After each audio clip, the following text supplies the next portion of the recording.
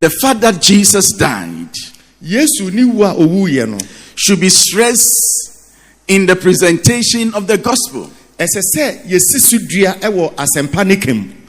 It should be stressed in our teaching and preaching. It should be emphasized to our children for them to understand and internalize this truth.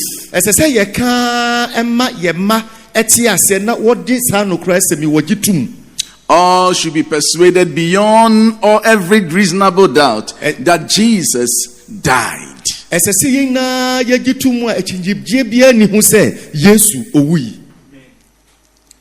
I want to start from John chapter 19. I read from verse 28. Later, knowing that everything had now been finished, and so that the scripture will be fulfilled, Jesus said, I am thirsty. A jar of wine vinegar was there. So they soaked a sponge in it, put the sponge on a stalk of a hyssop plant, and lifted it to Jesus. When he had received the drink, Jesus said, it is finished. With that, he bowed his head and gave up his spirit. Now, it was the day of preparation, and the next day was to be a special Sabbath. Because the Jewish leaders did not want the bodies left on the crosses during the Sabbath, they asked Pilate to have their legs broken and the bodies taken down.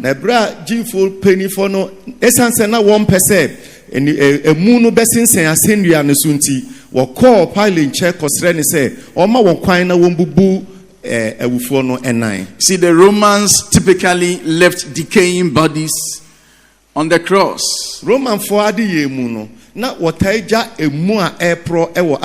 Long after death. However, on a certain ceremonial occasions, they could take the bodies. They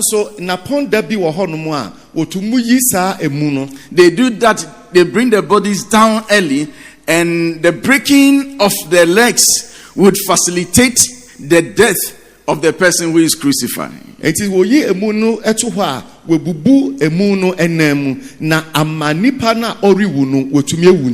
So that they can take the body. But let's look at Jesus' case, what really happened. See, when they break your leg, your hands are like that, and then your legs are resting on something, on a wood. And so you are able to kind of breathe. But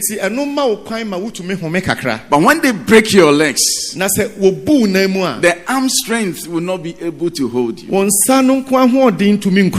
Then your heart will collapse. So that facilitates death. So because they wanted to remove the bodies, they went to ask Pilate, let us go and break their legs so that we can take these people off the soldiers therefore came, verse 32, and broke the legs of the first man who had been crucified with Jesus, and then those of the other. But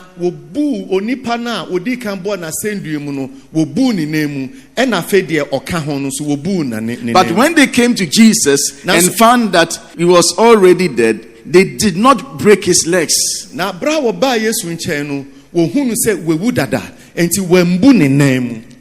Instead, one of the soldiers pierced Jesus' side with a spear.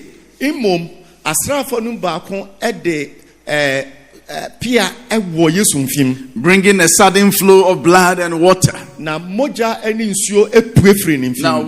what is this? Why should he pierce his side? I'm not going to the spiritual interpretations of that. But you see, when they got to Jesus' turn, they realized that he was dead already.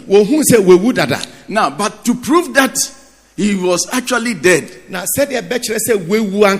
they decided that let us just punch the side with the spear and let's see what will happen. They wanted to be double sure that he was dead. The flow of blood and water indicates that Jesus truly died. As a full human being with a genuine human body.